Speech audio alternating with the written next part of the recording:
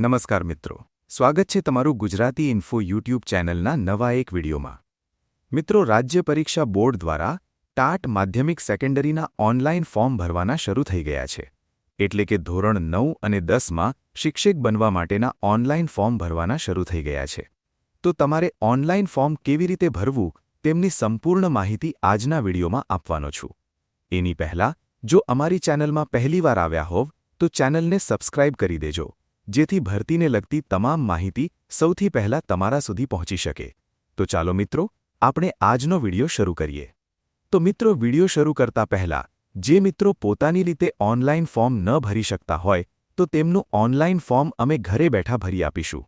તમે સ્ક્રીન ઉપર જે વોટ્સએપ નંબર જોઈ શકો છો તેમાં તમારે અમને વોટ્સએપમાં મેસેજ કરવાનો રહેશે અને અમે ઘરે બેઠા તમારું ઓનલાઇન ફોર્મ ભરી આપીશું। એમના જે પણ ચાર્જ થશે તે તમારે અમને ઓનલાઇન ચૂકવવાનો રહેશે।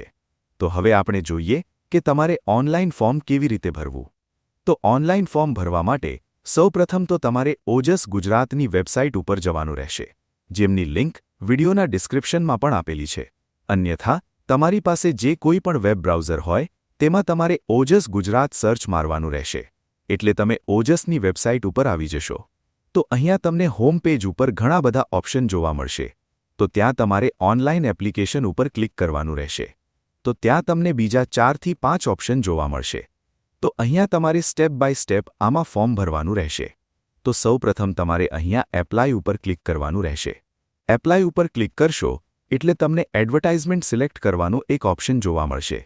તો તમે તેના ઉપર સિલેક્ટ કરશો તો અહીંયા તમને 3 ઓપ્શન જોવા મળશે: જીએસઆરટીસી, જીએસએસએસબી અને એસઈબી। તો અહીંયા તમારે રાજ્ય પરીક્ષા બોર્ડ સિલેક્ટ કરી લેવાનું રહેશે। તો અહીંયા જેવું તમે રાજ્ય પરીક્ષા બોર્ડ સિલેક્ટ કરશો એટલે કે હાલમાં જેટલી પણ તેમની ભરતી શરૂ હશે તે તમામ તમને અહીંયા જોવા મળી જશે, જેમાં સૌપ્રથમ તમે ટાટ હાયર સેકન્ડરીની તમામ વિષયો અહીંયા જોઈ શકો છો। તો અહીંયા તમારે નીચેની તરફ જવાનું છે। તો નીચેની તરફ જશો તો ત્યાં તમને સેકન્ડરીનો ઓપ્શન જોવા મળશે, જેમાં ટાટ સેકન્ડરીમાં વિજ્ઞાન ટેકનોલોજી અને ગણિત વિષય ગુજરાતી માધ્યમ, એવી જ રીતે સામાજિક વિજ્ઞાન ગુજરાતી માધ્યમ।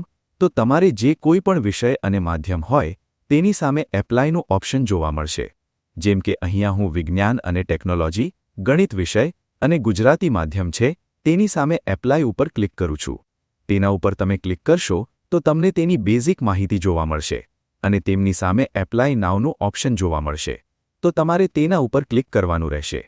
તેના ઉપર ક્લિક કરશો એટલે અગાઉ જો તમે ઓજસમાં રજિસ્ટ્રેશન કરેલું હશે તો તેમના રજિસ્ટ્રેશન નંબર અને ડેટ ઓફ બર્થ નાખી અને એપ્લાય વિથ ઓટીઆર ઉપર ક્લિક કરી અને તમે અહીંયાથી ફોર્મ ભરી શકો છો। પરંતુ જો તમે અગાઉ રજિસ્ટ્રેશન ન કર્યું હોય તો તમારે અહીંયા સ્કીપ ઉપર ક્લિક કરવાનું રહેશે। તો જેવું તમે સ્કીપ ઉપર ક્લિક કરશો એટલે તમે ફોર્મ ભરવાનું જે મેઇન પેજ છે તેના ઉપર પહોંચી જશો। તો સૌપ્રથમ તો અહીંયા તમારે પર્સનલ માહિતી નાખવાની છે, જેમાં ટાઇટલમાં મિસ્ટર, મિસિસ એવી રીતે તમારે જે લાગુ પડે તે તમારે અહીંયા નાખી દેવાનું છે। ત્યારબાદ તમારી સરનેમ, તમારું ફર્સ્ટ નેમ, ફાધરનું નામ અથવા હસબન્ડનું નામ, મધરનું નામ, તે તમામ ડિટેલ અહીંયા તમારે નાખી દેવાની રહેશે। ત્યારબાદ જેન્ડર, મેલ, ફિમેલ તમારે અહીંયાથી સિલેક્ટ કરવાની છે અને રીટાઇપ જેન્ડર અહીંયાથી તમારે સિલેક્ટ કરવાની રહેશે। ત્યારબાદ ડેટ ઓફ બર્થ તમારે અહીંયા એન્ટર કરવાની છે। તમારું મેરિડ સ્ટેટસ, તમે મેરિડ છો, અનમેરિડ છો, સેપરેટેડ છો, તે તમારે અહીંયાથી સિલેક્ટ કરવાનું રહેશે। ત્યારબાદ અહીંયાથી તમારે કેટેગરી સિલેક્ટ કરવાની છે। તમે general, general EWS, SC, ST કે એસઈબીસી જે કોઈ પણ કેટેગરીમાં આવતા હો તે તમારે સિલેક્ટ કરવાની રહેશે। જો તમે અહીંયા એસઈબીસી કેટેગરી સિલેક્ટ કરશો તો તેમના કાસ્ટ સર્ટિફિકેટ નંબર, તેમની ડેટ અને કયા રાજ્યમાંથી કઢાવેલું છે તેમની વિગત તમારે નાખવાની રહેશે। સાથે જ નોન ક્રિમિલિયર સર્ટિફિકેટ નંબર, તેમની ડેટ અને કયા અધિકારી દ્વારા આપવામાં આવેલું છે તેમની ડિટેલ તમારે અહીંયા નાખવાની રહેશે। નોન ક્રિમિલિયર સર્ટિફિકેટ છેલ્લા 3 નાણાકીય વર્ષ માટે માન્ય હોય તે જ અહીંયા ગણવામાં આવશે, અન્યથા તમારે નવું નોન ક્રિમિલિયર સર્ટિફિકેટ કઢાવવું પડશે। ત્યારબાદ પ્રેઝન્ટ એડ્રેસ, તો અહીંયા તમારે તમારું સરનામું નાખવાનું રહેશે। ત્યારબાદ તેમાં સ્ટેટ, જિલ્લો, તાલુકો અને પિનકોડ તે એન્ટર કરવાનું રહેશે। એવી જ રીતે પરમનન્ટ એડ્રેસ તમારે અહીંયા નાખવાનું રહેશે। તેમાં રાજ્ય, જિલ્લો, તાલુકો અને પિનકોડ તમારે એન્ટર કરવાનો રહેશે। ત્યારબાદ મોબાઈલ નંબર અને ઈમેલ એડ્રેસ। મોબાઈલ નંબર અને ઈમેલ એડ્રેસ તમારે છેલ્લા 1 વર્ષ સુધી શરૂ રહેવાના હોય તે જ મોબાઈલ નંબર અને તે જ ઈમેલ આઈડી તમારે અહીંયા એન્ટર કરવું, કારણ કે આની તમામ માહિતી તમને મોબાઈલ અને ઈમેલ દ્વારા મળતી હોય છે. એટલે જે મોબાઈલ નંબર અને ઈમેલ આઈડી શરૂ હોય તે જ તમારે અહીંયા એન્ટર કરવું. તો મોબાઈલ નંબર અને ઈમેલ આઈડી નાખ્યા બાદ રીટાઈપ મોબાઈલ નંબર અને રીટાઈપ ઈમેલ આઈડી તમારે અહીંયા નાખવાની રહેશે. તો અહીંયા તે નાખ્યા બાદ અધર ડિટેલ નાખવાની છે, જેમાં પર્સન વિથ ડિસેબિલિટી એટલે કે તમે પીએચ કેટેગરીમાં આવતા હો તો યસ કરીને તેમની માહિતી નાખવાની છે, અન્યથા નો કરી અને આગળ વધવાનું રહેશે. ત્યારબાદ જો તમારે રાઇટરની રિક્વાયરમેન્ટ હોય તો યસ આપવાનું રહેશે, અન્યથા નો કરી અને આગળ વધવાનું રહેશે. એક્સ આર્મીમેન એટલે કે આર્મી, નેવી કે એરફોર્સમાં હોય તો યસ આપી અને તેમની ડિટેલ નાખવાની રહેશે, અન્યથા નો કરી અને તમારે આગળ વધવાનું રહેશે. ત્યારબાદ અહીંયા તમારે શૈક્ષણિક લાયકાત એટલે કે એજ્યુકેશન ડિટેલ નાખવાની રહેશે. તો સૌપ્રથમ તો તમારે અહીંયા સિલેક્ટ એજ્યુકેશન ઉપર ક્લિક કરી અને તમારો સબ્જેક્ટ સિલેક્ટ કરવાનો છે. એટલે કે અહીંયા મેં ગણિત વિજ્ઞાન વિષય સિલેક્ટ કર્યો તો મેં બીએસસી કયા વિષયમાં કર્યું છે તે અહીંયાથી સિલેક્ટ કરી લેવાનું રહેશે. તે સિલેક્ટ કર્યા બાદ અહીંયા તમારે પર્સેન્ટેજ નાખવાના છે અને ત્યારબાદ ક્લાસ સિલેક્ટ કરવાનો છે. ફર્સ્ટ, સેકન્ડ, જે મુજબ તમારા રિઝલ્ટ મુજબ હોય તે તમારે એન્ટર કરવાનું રહેશે. ત્યારબાદ યુનિવર્સિટીનું નામ, સ્ટેટમાં Gujarat, passing year, number of trial અને લાસ્ટ સીટ નંબર છે તે તમારે એન્ટર કરવાના રહેશે. ત્યારબાદ મોર એજ્યુકેશન ડિટેલ તેના ઉપર જવાનું છે.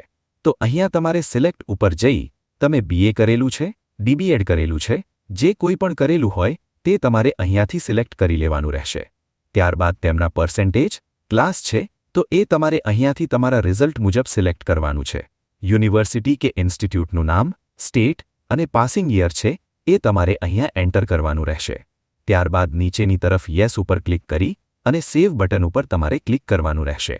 તો જેવું તમે અહીંયા સેવ બટન ઉપર ક્લિક કરશો એટલે તમારી સામે અહીંયા એપ્લિકેશન નંબર એટલે કે એપ્લિકેશન નંબર આવી જશે, જે 8 ડિજિટનો હશે. તો આ એપ્લિકેશન નંબરનો તમારે સ્ક્રીનશોટ પાડી લેવાનો છે અને આ એપ્લિકેશનની મદદથી તમારે ફોટો અને સિગ્નેચર અપલોડ કરવાનું રહેશે. તો ફોટો અને સિગ્નેચર અપલોડ કરવા માટે સૌપ્રથમ તો તમારે અહીંયા ઉપર આવવાનું છે અને ઓનલાઈન એપ્લિકેશનમાં અપલોડ ફોટો અને સિગ્નેચર તેના ઉપર ક્લિક કરવાનું રહેશે.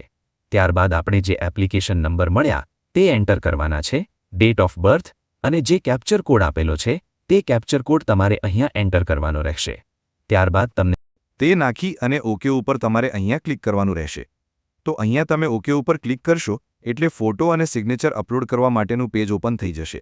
તો સૌપ્રથમ તો અહીંયા તમારે 15 કેબીનો ફોટો છે એ સિલેક્ટ કરવાનું રહેશે અને ત્યારબાદ તમે અપલોડ ઉપર ક્લિક કરશો એટલે અહીંયા સામેની સાઈડમાં તમારો ફોટો અપલોડ થઈ જશે અને સિગ્નેચર પણ તમારે એવી જ રીતે અપલોડ કરવાની છે કે 15 કેબીની સાઇઝમાં સિગ્નેચર તમારી ગેલેરીમાંથી તમારે સિલેક્ટ કરવાની છે અને અહીંયા અપલોડ ઉપર ક્લિક કરશો એટલે તમારો ફોટો અને સિગ્નેચર બંને અહીંયા અપલોડ થઈ જશે.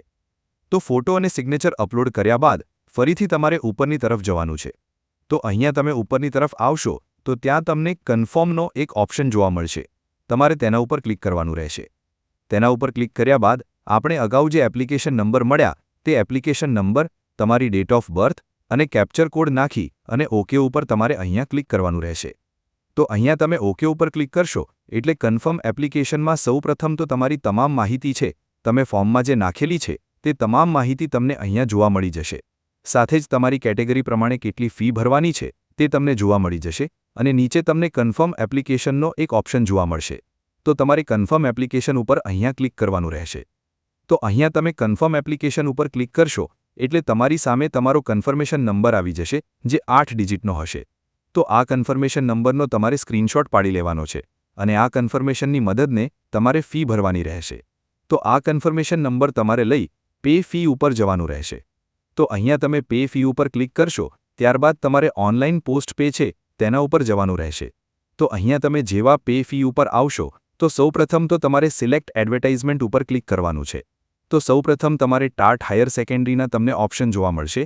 તો ત્યાં નીચે તમારે ટાટ સેકન્ડરીનો તમારે જે સબ્જેક્ટ હોય તે અહીંયાથી સિલેક્ટ કરી લેવાનો રહેશે.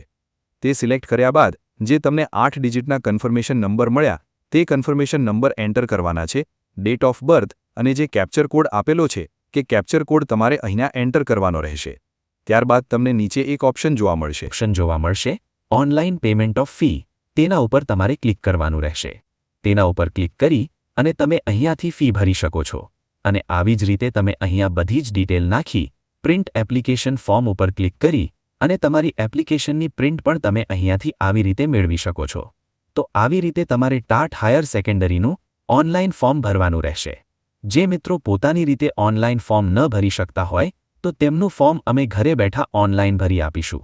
તમે સ્ક્રીન ઉપર જે વોટ્સએપ નંબર જોઈ શકો છો તેમાં તમારે અમને વોટ્સએપમાં મેસેજ કરવાનો રહેશે અને અમે ઘરે બેઠા તમારું ઓનલાઈન ફોર્મ ભરી આપીશું. એમનો જે કોઈ પણ ચાર્જ થશે તે તમારે અમને ઓનલાઈન ચૂકવવાનો રહેશે. જો આને લગતો બીજો કોઈ પણ પ્રશ્ન હોય તો નીચે કમેન્ટ બોક્સમાં જણાવી દેજો, ત્યાં તેમનો જવાબ આપી દઈશું. અને આજના વિડીયોમાં આપવામાં આવેલી માહિતી સારી લાગી હોય તો વિડીયોને લાઇક કરી દેજો અને અમારી ચેનલમાં પહેલીવાર આવ્યા હો તો ચેનલને સબસ્ક્રાઇબ કરી દેજો, જેથી ટાટની ભરતીને લગતી તમામ માહિતી સૌથી પહેલા તમારા સુધી પહોંચી શકે.